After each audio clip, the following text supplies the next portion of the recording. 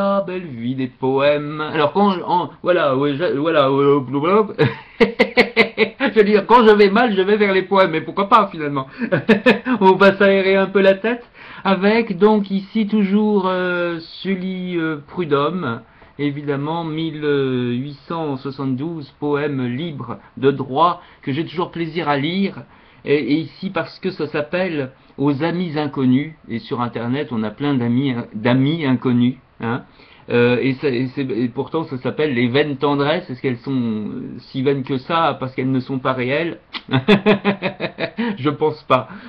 Donc aux amis inconnus, et c'est très très beau, hein, je pense à tous nos amis étrangers qui viennent en France. Donc ici c'est vraiment magnifique.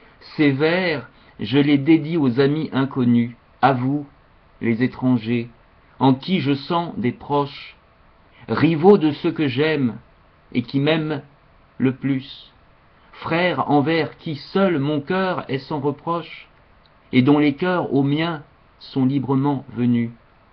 Comme on voit les ramiers sevrés de leur volière, rapporter sans faillir, par les cieux infinis, un cher message aux mains qui leur sont familières, nos poèmes parfois nous reviennent, bénis, chauds d'un accueil lointain d'âmes hospitalières.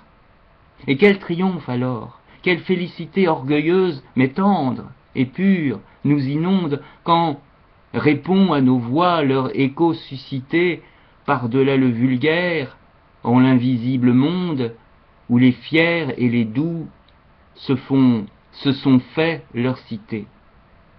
Et nous la méritons, cette ivresse suprême, car si l'humanité tolère encore nos chants, c'est que notre élégie est son propre poème, et que seuls nous savons, sur des rythmes touchants, en lui parlant de nous, lui parler d'elle-même. Parfois un vers, complice intime, vient rouvrir quelque plaie où le feu désire qu'on l'attise. Parfois un mot, le nom de ce qui fait souffrir, tombe comme une larme à la place précise où le cœur méconnu l'attendait pour guérir.